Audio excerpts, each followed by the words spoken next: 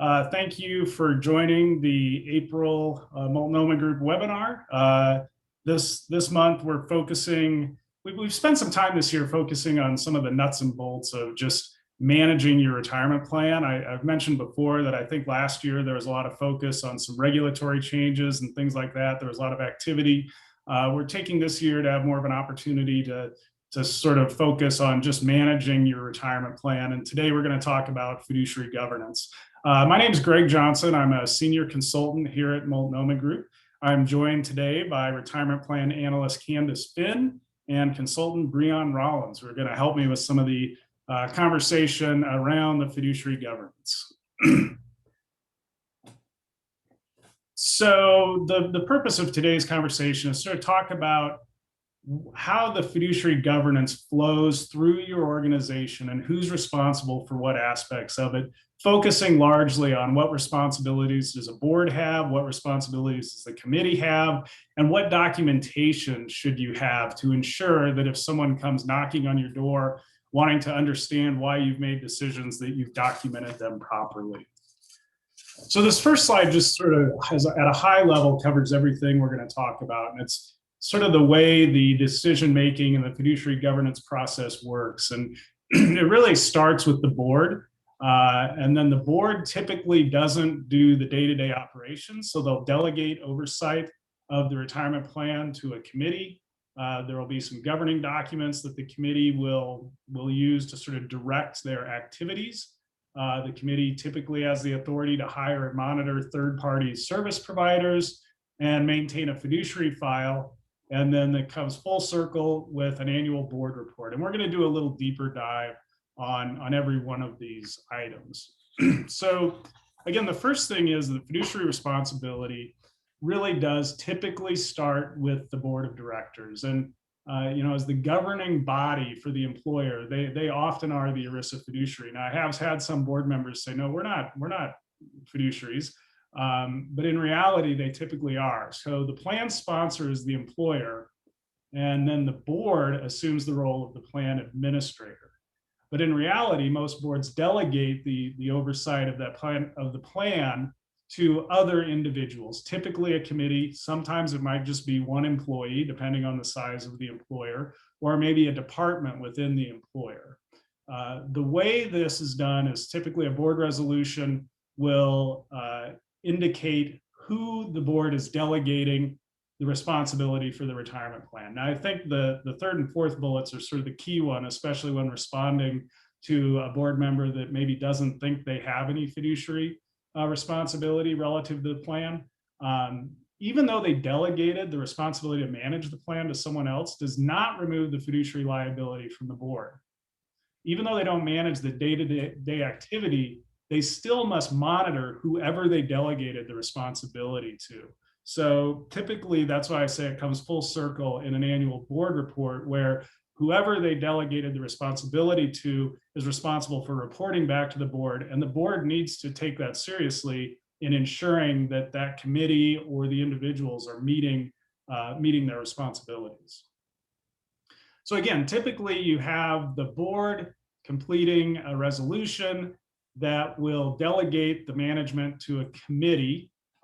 You're not required to have an oversight committee, but we recognize that most well-run plans have the input of several individuals, rather than just one person. There's several considerations here, but I think the first one, maybe we'll bring in Candace on this. Who do you think should be on the committee, and what have you seen as far as committee members? I think you're on mute, Candace. Perfect. Sorry about that. Thanks, Greg. So I think typically, when you're making some of these decisions, a lot of the people really want to see somebody who probably has more of the finance side, as well as somebody who's really involved with payroll. So typically we'll see a CFO, or if they don't have a CFO, depending on the structure of their organization, sometimes that person's also the controller, as well as a director of HR, or maybe a head of HR, and then sometimes the person that's underneath them. If the director of HR isn't the person really involved in payroll processes, sometimes they really want the person who's involved in those payroll processes, especially if you're reviewing year-end audits as part of your due diligence during the year and something comes up regarding payroll, it's really important to have the people that involved are in administrating the plan to be able to give that input. So I think we'll see that. And then sometimes you see people want really input if the organization has different departments or different schools, if it's a university, and sometimes that can be done as non-voting members. But I caution that in the sense of sometimes less is more. So, given recent litigation, we've seen that if you have a committee member, and as Greg was just discussing, that person has a fiduciary responsibility and is a fiduciary. So that person really needs to be knowledgeable about what's going on in the committee and is well knowledgeable about their fiduciary duty to the committee.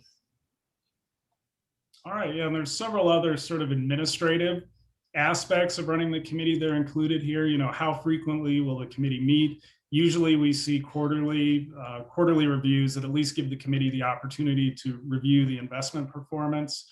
I see meetings go as usually never shorter than an hour, certainly, and typically hour and a half to 2 hours. You want to have responsibility for preparing agendas, understanding how you're going to get information out to people. And also if there's any substantive material, other than the annual board report, if there's a substantive change in the plan, sometimes that needs to be reported back to the board, and you need to identify who's going to be responsible for that. I think another question when you're putting together a committee, though, and I think Candace, you touched on it a little bit, but Breon, what do you think of the right number of individuals? Do you have a right number that you sort of have in mind?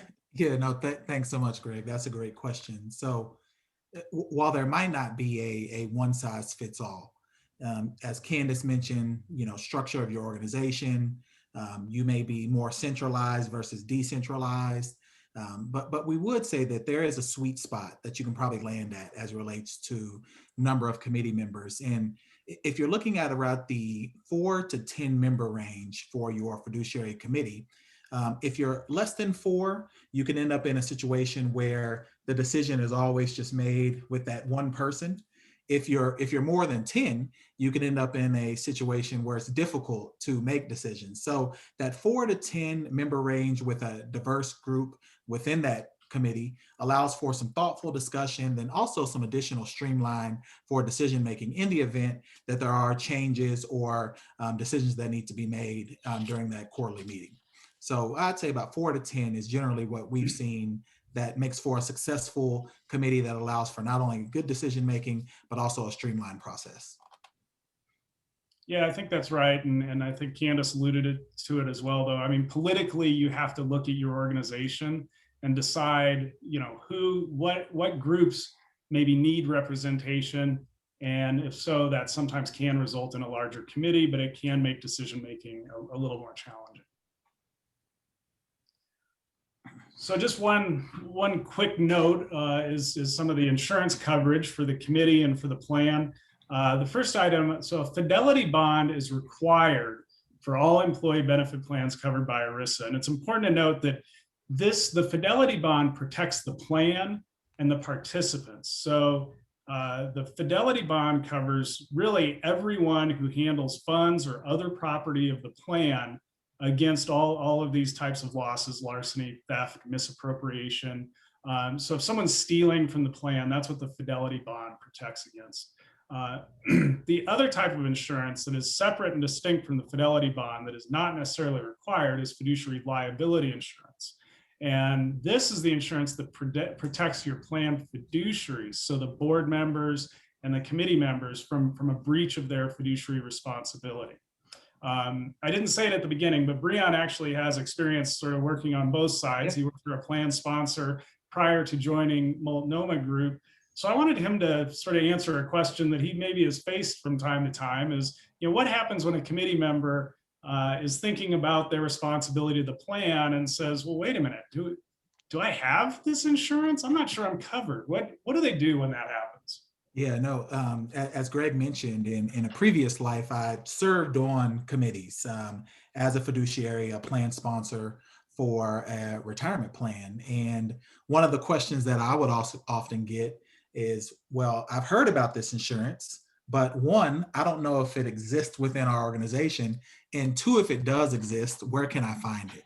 So oftentimes, if you don't have a person from human resources, which would be rare on your committee, or your finance department or risk management, those are one of the three places that I would encourage someone on the call who has seen this slide now and says, oh, I need to check and see if I have this type of coverage. Generally, one of those three places you will be able to find within your organization who not only holds those policies, but also can support you in understanding the details behind those, as well as your third-party providers can give you some information about details related to the coverage on what we're talking about today. And then once you discover those details, this is the really important piece.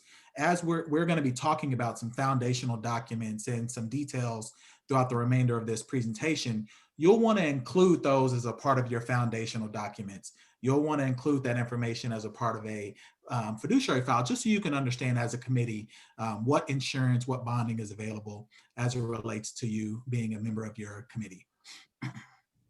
All right.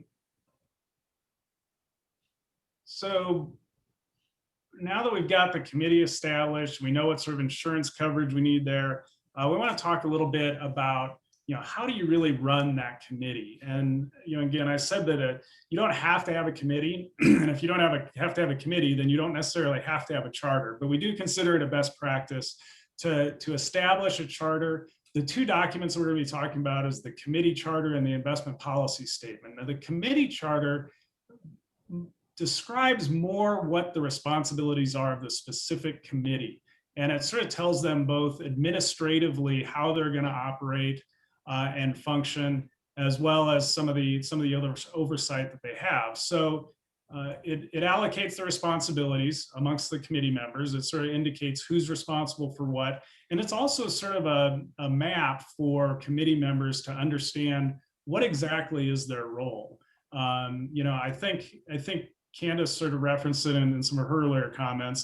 Different people have different roles based on their expertise. And you might have some people on the committee that are there to be sort of an investment expert. You might have other people on the committee that are there to represent certain groups of employees. And maybe they don't have to have quite the level of investment sophistication as some others. So, it's important for committees to understand for individuals to understand sort of why they're on the committee and what their role should be. So here's some things that indicate, what a charter should identify, who's making the delegation of the authority, who's it being delegated to, the roles and responsibilities, what's the expected expertise of people who are serving on the committee members, what's the reporting responsibilities. But one question that I had for Candace was, how do you weigh, because you don't want a charter to be overly restrictive. So how do you sort of balance defining a good process over getting too specific in sort of roles and responsibilities? Yeah, Greg. So I think one of the things when defining roles, responsibilities, and procedures, particularly in a charter, is that you want to make sure that the committee can still effectively make prudent, timely administrative decisions. And so by that, I think one of the things is, how are major decisions made, that can be defined there, and allowing, a scope that is broad enough that the committee can actually work. We don't want it so defined that, there's very specific things. But sometimes you also don't want it so broad that, there's not really any guidance, because I think a lot of these documents are really a guidance. Secondly, I think one of the other things is the frequency of committee meetings. You don't want to not define that, because then it's like maybe your committee will never meet, but you also don't want to make it impossible, because a lot of these committee members do have other jobs, such as the CFO or the director of HR, that do take up some time. And not that the committees aren't a serious thing, but it's something just to be relevant about of, what is a good, how many times? I think typically we see committees meet 4 times a year. But I think one of the other things too, with regards to the charter, is if, you are working with your charter and you haven't updated it in a while, making sure that all that stuff is up to date with the current committee. So, I think we've seen some times where there's a title listed on a charter that no longer even exists in the organization because the committee hasn't updated their charter in 5 years. And if you haven't, that's something that you probably should be reviewing with your delegation authority. All right, thank you. So yeah, that's typically what I see too, is, you know, a charter maybe names individuals, which is probably not the best, but if you're managing everything, you should be looking at that charter, a pretty deep dive at least once a year, and making changes as needed. So the charter sort of defines how the committee is going to operate. The other document that we typically have is the investment policy statement. And, you know, the investment policy statement focuses more on the types of investment options that are available in your plan. It's going to spend a big chunk of an IPS should focus on how are you going to select the investments offered in the plan.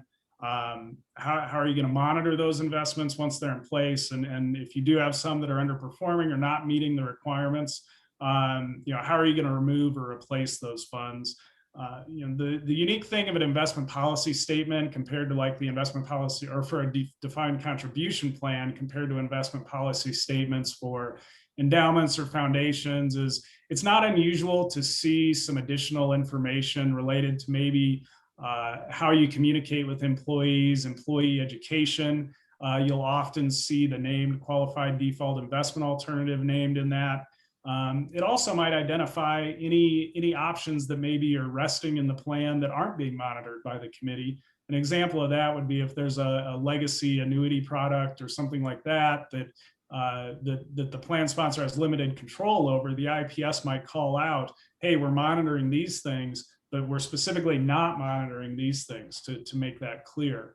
Candace, a couple of these point to avoiding specific quantitative investment criteria and avoiding inclusion of specific funds. Can you sort of speak to why those recommendations are in there? Yeah, so using absolute or restrictive quantitative provisions could potentially obligate a committee to making decisions that they might not feel comfortable with. So I think, a good example is if you have, say, this is probably wouldn't see this, but if a fund has bad performance for a single quarter, that might not be a reason to get rid of a fund. But because that provision is within the IPS and a committee should be in compliance with their IPS, that could potentially have some issues with what the committee really thinks should happen, but what the IPS delegates what they should do. So from that point, you really should be taking in both quantitative and qualitative decisions. So quantitative data is really based on historical performance, and while that's really important, that really shouldn't be what your investment decisions are based off of. So if by taking both of those in, you can really evaluate, is a fund manager doing what they're supposed to be doing? Do they have the experience that they need? And really, getting a good deep dive into that and making sure that both of those criteria are evaluated. I think one of the other things to mention as part of this slide is, providing an objective criteria for selection and monitoring of investments.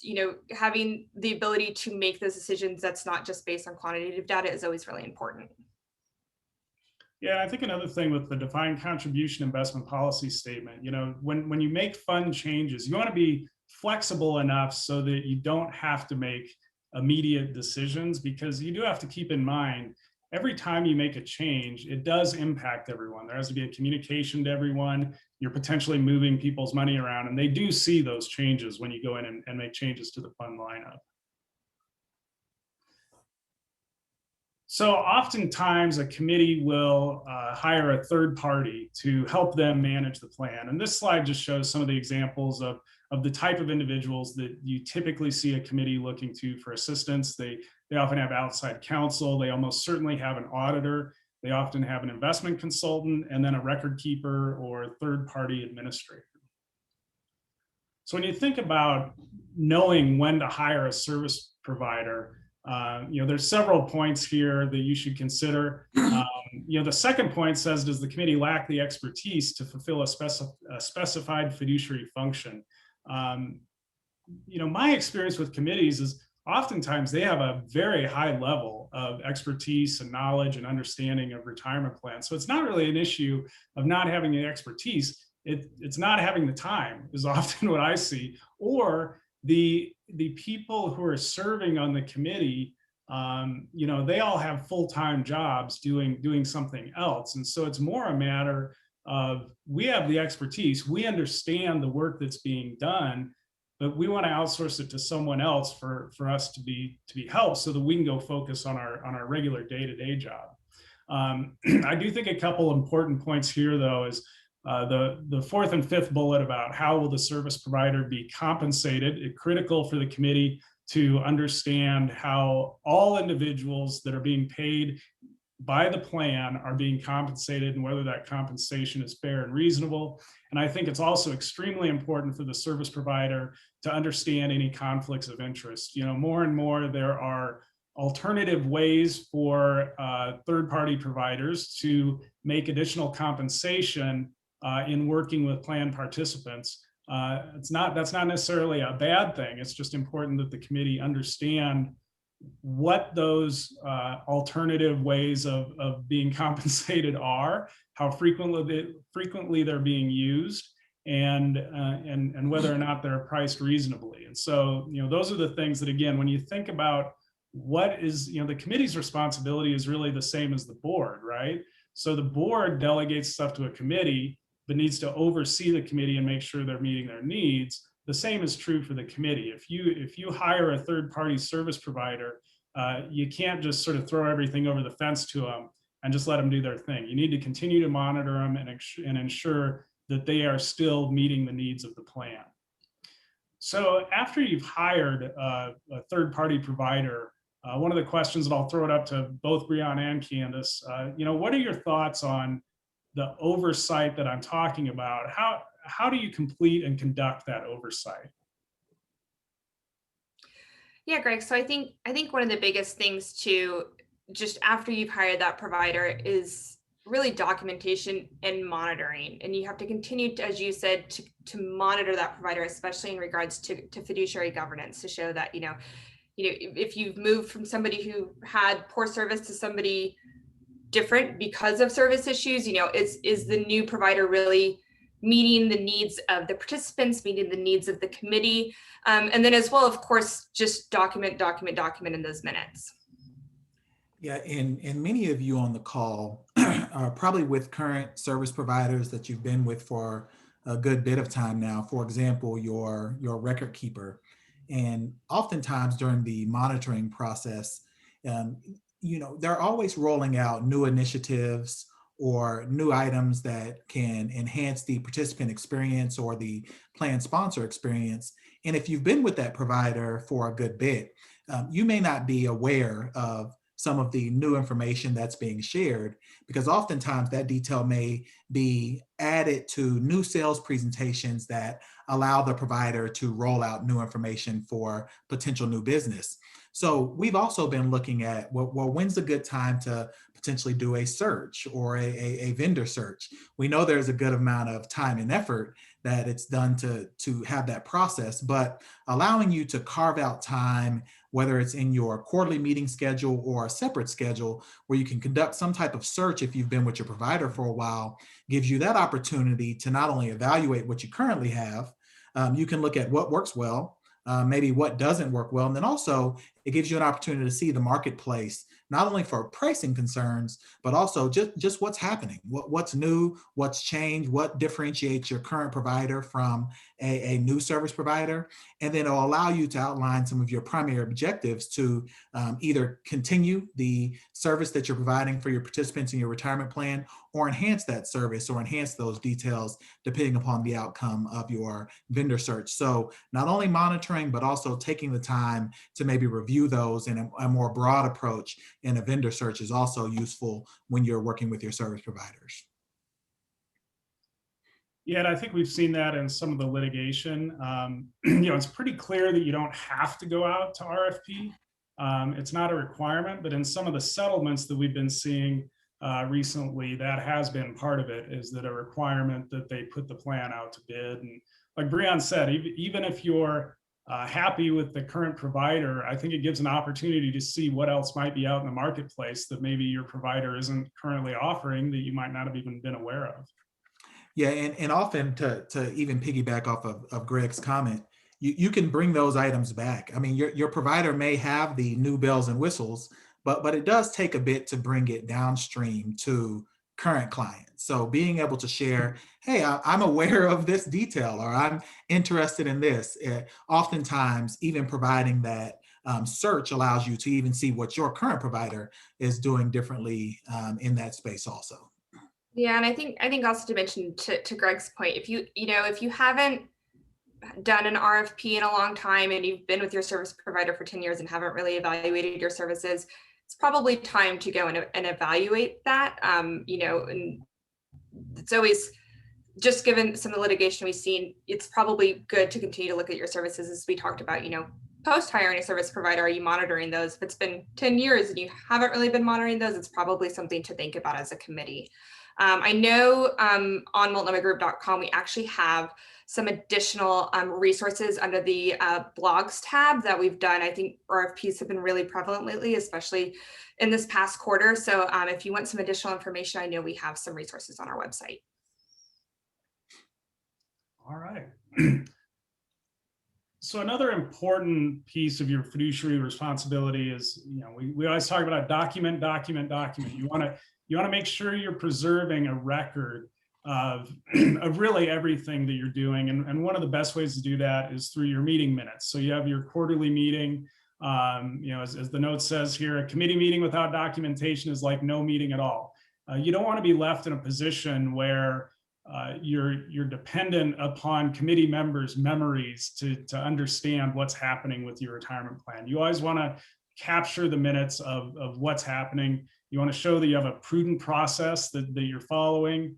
And the minutes they're not supposed to be a verbatim of everything that was said, but you want to include everything that was reviewed at the meeting, a very high level overview of the discussion. I do think the discussion part is an important piece. Again, you don't have to quote what people are saying or anything like that.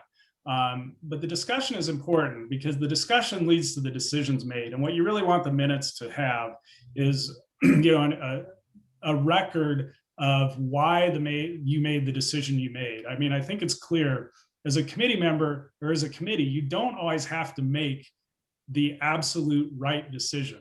As long as you have the background for why that decision was made and it was prudent, then you should be fine. Again, Candace and Breon, what have you seen as sort of best practices for meeting minutes?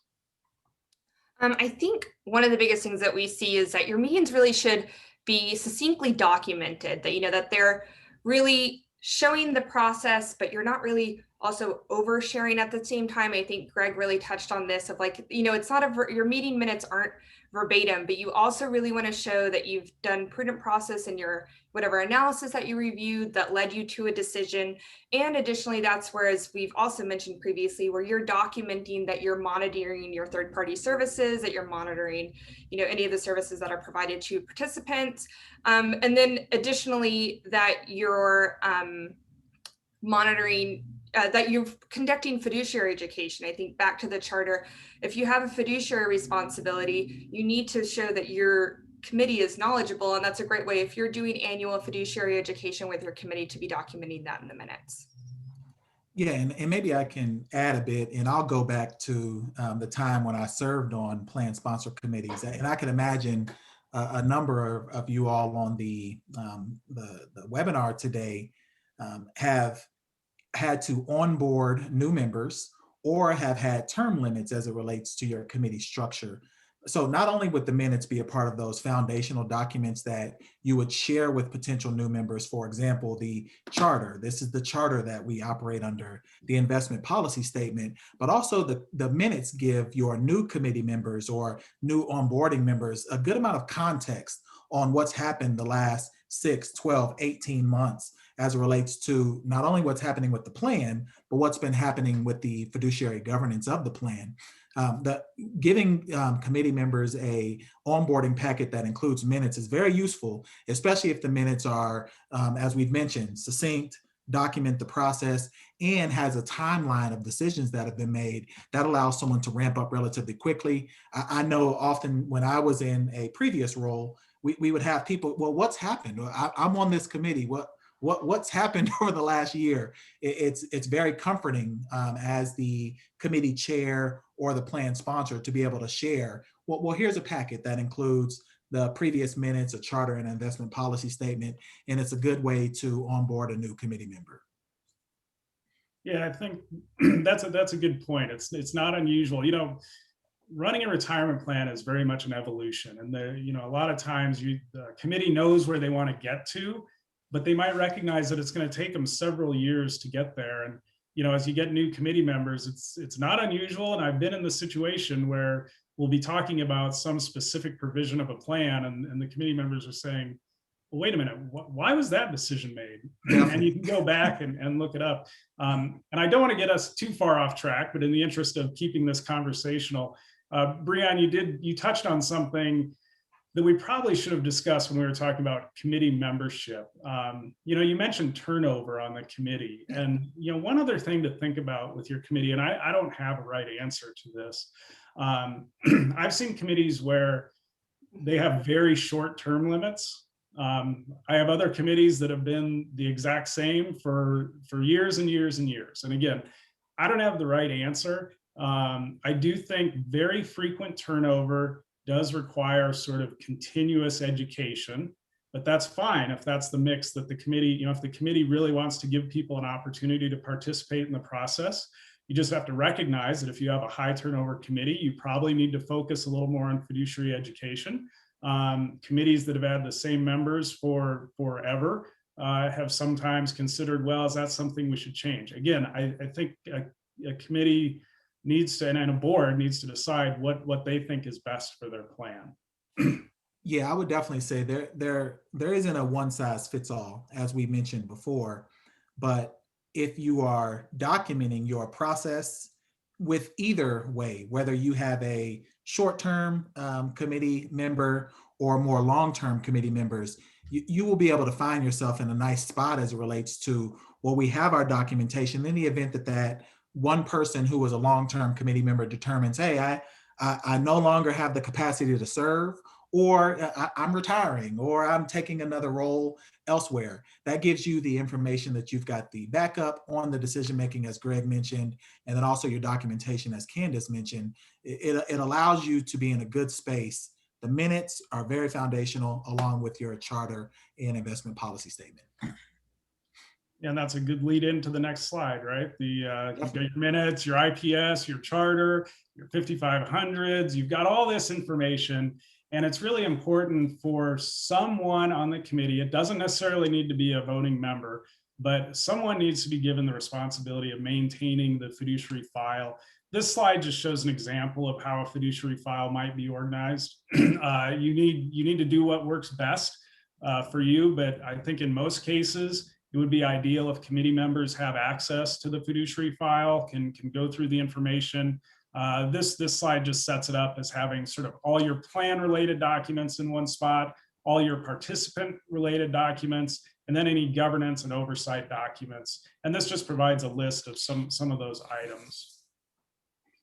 But as far as best practices for documentation, so, ERISA requires that documents be maintained for 6 years, but in reality, you should really keep all your documents for as long as the plan exists, or until all benefits have been paid out. I think one of the reasons is listed here is, you have audits, you have lawsuits, past participants might come back and want information. But one of the things that I think is really important that Breanne mentioned, and I sort of touched on too, was that historical record of everything for the committee members. It's really important to be able to take that look back. So if you have a new committee member, they can look through everything and understand why a decision was made, or if there's specific questions about why is this provision here, you can always go back and sort of find that. So again, as far as documentation, I think our recommendation is that you really keep that for the life of the plan.